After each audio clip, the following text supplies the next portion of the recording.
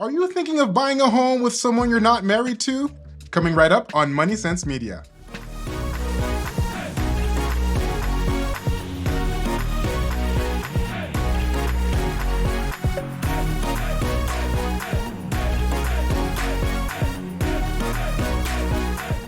Hey, this is Miles from Money Sense Media, and on this channel we talk about tips and tricks for your financial health.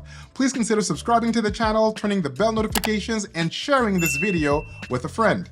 Now, buying a home is the single most important investment and decision you'll make in your life.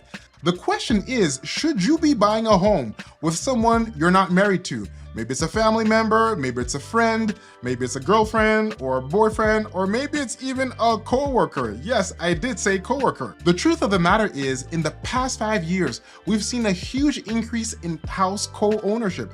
This is more than two people getting together in order to buy a home or to buy an income property. Now, really, there are three reasons why this has increased so much. The first is simply because the prices of home has increased significantly over the past 5 years. In 2019, you could buy a townhome for, let's say, $400,000. Today in 2024, that same townhome could sell $600,000 or more, which is a whopping 35% increase over the past 5 years. That's just nuts. The second reason is because our income hasn't kept up with house inflation. So we all know that the regular inflation you pay for your gas and for food and all that fun jazz, but housing inflation is actually a lot higher. And in essence, if you were making $60,000 a year in 2019, in order to keep up with housing inflation, you'd have to be making $85,000 a year, which is like a 35% bump over 5 years. If you're like me, my employer is not giving me that kind of a raise. And then third but not the least, immigration has had a huge impact on housing demand and the way people live. Obviously, when new immigrants come to the country, they want to buy housing, but a lot of these immigrant countries actually live differently than us. It's not uncommon for them to actually live in multiple families in the same location or to live with family and friends. And so that lifestyle is actually impacting the culture of how we live in North America and impacting our housing needs as well. Now, with that said, the question is, should you buy a home with someone you're not married to? Drum roll. The answer is a resounding no. You should not be buying a home with someone you're not married to. Now, there are at least 4 reasons why you don't want to do that. Number one is that it can impact your relationship. You know, the truth of the matter is, buying a piece of asset like a home and buying it with more than 2 people really can impact your relationships. It's the same as lending money to a friend. Sometimes you lose your money and sometimes you lose both your money and your friend. The second reason is because it could also impact your capacity to buy a home in the future. It's not uncommon that you'll have to sign a 20-year mortgage or a 30-year mortgage on this home, which essentially means you're committing to paying down that property over the next 30 years. Chances are you might not qualify for another home in the short term unless your income really skyrockets. The third is that it can actually impact your credit negatively. Imagine for a moment that for whatever reason the mortgage payments are missed and that mortgage is under your name as well.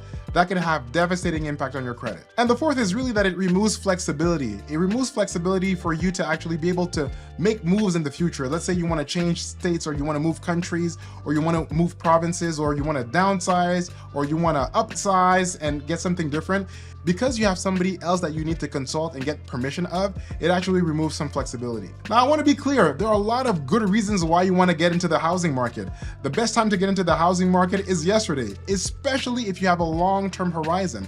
That being said, you shouldn't compromise your flexibility and all of these other things just to get in. Okay. So what about the situation where you've made up your mind and you're still gonna go with it and you're gonna buy this piece of property with either your sister, your brother, your mother, your coworker, or your boyfriend, girlfriend, or whatever your situation is? What should you do? There are a few things you can do in order to mitigate your risk. In real estate, it's all about risk mitigation. Here are 3 quick things that you can do in order to make sure that you're covering yourself as much as possible. The first thing you want to do is you want to sign a legal contract between the 2 parties. The contract should specify who controls the asset, how decisions are made, and what your exit strategy for the property is. You should consult with a lawyer or have something in writing to help you in this process. The second thing you should do is you should have access to all of the income and the expenses of the person or persons you're signing this contract with. What I mean by that is that if you're signing a contract to buy a condo, for example, with 2 other people, you need to know and you need to have access to all of their monthly income and their monthly expenses. You need to give them permission to look into your personal finances, and you need to have access to their personal finances. And the reason is quite simple. You need to know how the heck you're gonna pay for this mortgage. Is it gonna come from their income? And if it's coming from their income, do they have other expenses that you need to be aware of? Or are you making the payments? Or is the tenant making the payment?